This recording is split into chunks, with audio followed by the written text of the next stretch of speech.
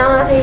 안녕하세요. 서울 마포에 있는 깨비도령입니다. 네, 선생님. 네. 이제 앞으로 네. 집값이 좀 안정이 될 수 있을까요? 집값? 네. 굉장히 그 집값이 많이 올랐죠. 네. 그래서 2030 세대들은요, 앞으로 본인 능력으로 집을, 서울에 있는 아파트를 살 수 있을지 정말 고민이 많을 것 같아요. 왜냐면 아니 뭐 보통 5, 6억 한다 그래도 아, 내가 대출 받아서 그냥 평생 이렇게 갚아나가면서 살아야 되는구나 하고 마련을 할까 말까인데, 지금 뭐 평균, 아주 평균이 6억 이상이라고 하니까 좋은 지역에 있는 아파트나 좀 신축 아파트들 같은 경우는 10억이 넘는다고 생각하시면 되겠죠. 그래서 이건 약간 엄두가 안 나는 금액이잖아요. 월급 생활 하시는 분들 입장에선 어느 정도 또 현금이 보유가 되어 있어야 뭐 청약에 당첨이 되어도 나중 그 중도금을 낼 수 있는 상황이 돼야 되잖아요. 중도금 대출이 다 되는 게 아니니까 9억 이상은 또 중도금 대출이 안 되고. 그런데 그냥 결론부터, 오늘은 먼저 서두가 너무 길다고 표현하시는 분들이 많아가지고 결론부터 말씀드리면 집값은 더 올라요. 그냥 한 가지만 말씀드릴게요. 내가 이거를 10억을 주고 샀어. 근데 10억을 주고 사면 세금도 많이 내야 되고요. 그리고 요새는 보유세고 뭐 많잖아요. 내야 되는 세금들이. 그래갖고 내가 10억 플러스 낸 세금들이 또 있잖아요. 근데 9억에 팔 수 있어요? 못 팔아요, 사람이. 내가 샀던 금액 플러스 내가 알아야 냈던 세금까지는 퉁을 쳐야지 팔 수가 있잖아. 내가 냈던 게 있는데. 근데 이거는 참 희한한 게, 우리나라가 국토가 한정되어 있는 국토 안에서 좋은 부분들을 다 차지하려고 싸움이 되기 때문에 뭐 땅값이든 부동산의 가격이 올라가는 거거든요. 이게 한정된 자원이기 때문에. 이게 한정된 자원이 늘어날 수는 없잖아요. 우리나라가 땅이 더 많아지다든지 아니면 전쟁을 해서 어떤 나라를 빼앗아 가지고 그 국토를 우리가 소유하게 된다든지 이럴 경우가 거의 없잖아. 통일이 아니고서야. 통일이 된다고 하더라도 어느 정도 국토 보유는 그쪽에서 맡아서 할 거란 말이에요. 그러면 이 한정된 자원 안에서 서로 좋은 것을 가지려고 다툼을 하다가 보면 이 사람들이, 돈 있는 사람들은요 절대로 손해를 안 봐요. 첫 번째, 내가 진짜 10억 주고 사서 세금을 한 달에 뭐 500만 원씩 냈어. 그래서 1년에 5천만 원씩 정도, 5, 6천 정도의 세금을 낸 사람이야. 그러면 해마다 올해는 10억 6천에 팔았어야 됐고 내년이 되면 11억 2천에 팔아야 되는, 나는 그런 사람인 거예요. 왜냐면 나는 세금이 나도 현금으로 나간 게 있잖아. 내가 산 거에 플러스. 모든 중고는 떨어집니다, 여러분. 자동차, 옛날에 막 그런 거 있죠? 그 어떤 도둑들이라는 영화에서 그 전지현 배우의 엄마로 나왔던 김혜숙이라는 배우가 명언을 하나 했어요. 야, 벤츠도 한번 타면 중고야. 막 이런 얘기가 있어요. 어쨌든 중고차가 원래 차 가격보다 비쌀 수가 있습니까? 거의 없어요. 여러분, 그 테슬라 같이 막 그 변동이 있는 차량값 말고는 당연히 내가 썼던 사용품이기 때문에 점점 더 가치가 하락이 될 수밖에 없다는 얘기죠. 하지만 여러분, 아파트는 어때요? 내가 지금 만약에 여기 살고 있다 그러면 미분양난 아파트여도 대단지 아파트라고 하면 주변의 인프라가 좋아질 수밖에 없어요. 좋은 학교들이 나오고 좋은 쇼핑센터들이 나오고 이 대단지 옆에 이 대단지의 그 흡수를 할 수 있는 좋은 상권들이 나올 수밖에 없다는 얘기예요. 좋은 상권들이 나오면 이 대단지의 아파트 값이 올라갈 수밖에 없어요. 그렇죠.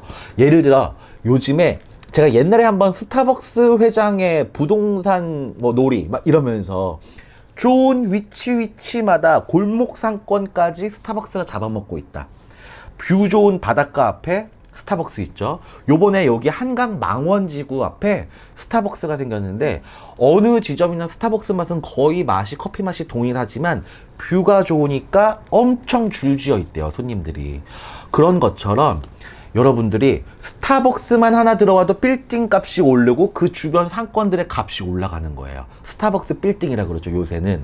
그런 것처럼 내가 대단지 아파트에 살고 있으면 그 주변 인프라가 굉장히 좋은 상권들이 올라오기 때문에 이 아파트 값이 올라갈 수밖에 없는 거예요. 아파트 바로 정문 앞에 스타벅스가 있다고 생각을 해보세요. 아파트에 예를 들면 옛날에는 그 아파트 정문에 차가 들어가는 정문에 웬 그 상업단지들이 있잖아요. 1, 2층에 뭐 세탁소도 있고 동네 슈퍼도 있고 이런 분들이 옛날에는 슈퍼 장사하다가 이 그 피를 받고 프리미엄을 받고 되파는 경우들이 굉장히 많았어요. 세탁소, 미용실 여러분들이 일상생활에서 꼭 사용해야 되는 부분들이 점포들이 입주하게 될 수밖에 없습니다. 그러면 유명 식당들, 프랜차이즈, 카페들 엄청 많이 생길 수밖에 없는데 대단지 아파트 그 상권을 흡수하기 위해서 이런 프랜차이즈들, 대기업들이 많이 들어올 수밖에 없어요. 심지어 요새 뭐 스타필드라고 그러죠. 뭐 대규모 유통 상업단지들이 들어온다고 하면 더더군다나 더더욱 이렇게 아파트 값들이 천정부지로 치솟고 있는데 서민들의 마음은 내려왔으면 좋겠다. 나도 왜냐면 저 아파트에 살고 싶으니까 나도 내 집 마련을 하고 싶으니까라는 마음이 있습니다. 부자들은 어때요? 내가 이미 갖고 있는 게 올랐으면 좋겠어. 나 돈 좀 벌고 나갔으면 좋겠어. 이렇게 생각을 하잖아요. 이 중간 지점에 위치해 있는 국가가 해야 되는 일이 뭐냐? 세금 정책을 잘 해주셔야 돼요.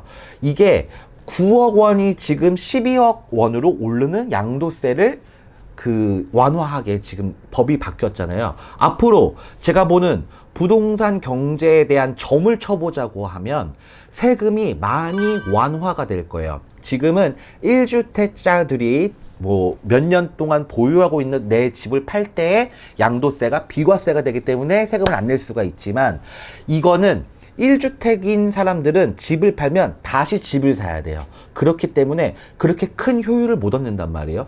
2주택자, 3주택자들이 집을 팔아줘야지 다른 집 없는 사람들이 이 집을 살 수가 있어요. 그리고 이 사람은 다시 집을 안 사도 되잖아요. 이런 경우들을 많이 만들어 주셔야 되는데 우리나라의 부동산법에 점쳐보자면 앞으로는 세금이 많이 완화될 것이다. 그래서 서민들이 생각했을 때는 부자들을 위한 세금 정책이 아니겠냐라고 말하시겠지만 부자들이 팔아야 집값이 떨어진다는 걸 생각하시면 좋을 것 같아요.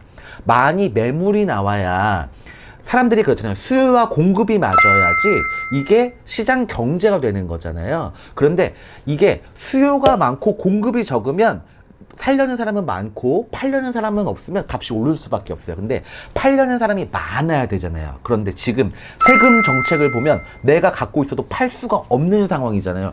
양도세 내야 돼, 세금 내야 돼, 뭐 나도 그러면 또 하나 사야 돼. 그러면 1주택자들은 집을 팔 수가 없어요. 예를 들면 10억의 집을 샀어요. 내가 10억의 집을 샀는데 15억이 됐어요. 그러면 일반 사람들이 생각했을 때 차익이 5억이야. 나는 그러면 15억을 받아서 15억짜리 집으로 이사를 갈 수 있어. 이래야지 논리적인 시장 경제가 맞는 건데 15억을 팔았을 때 내가 1주택자이지만 보유 기간이 너무 짧아서 양도세 폭탄을 맞았어요. 그럼 5억에 대해서 50% 이상을 내야 되면 12억 정도가 내가 정말 이 집을 팔았을 때 내가 갖고 올 수 있는 집이에요. 그러면 2억 올랐죠. 그러면 12억 가지고 지금 내가 원래 살고 있던 10억에 샀던 지금 시가 15억짜리 집만큼 좋은 집을 살 수가 없다는 얘기지. 12억 가지고. 그러니까 1주택자들이 집을 못 파는 상황이 되는 거예요. 이 세금 정책을 아마 바꿀 거예요. 제가 누누이 말했듯이 정권 교체가 되고 나서 부동산 경제도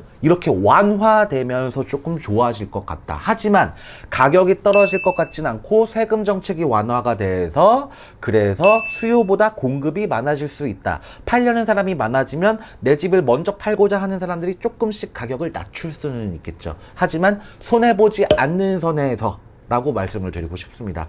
부동산 경제에 대해서 여러 경제 전문가들도 말씀을 많이 하시고 우리나라는 일본의 뒤를 따라가고 있다. 버블이 꺼질 것이다. 잘 생각해 보세요. 내가 10억 주고 샀는데 5억에 줄 수는 없잖아요.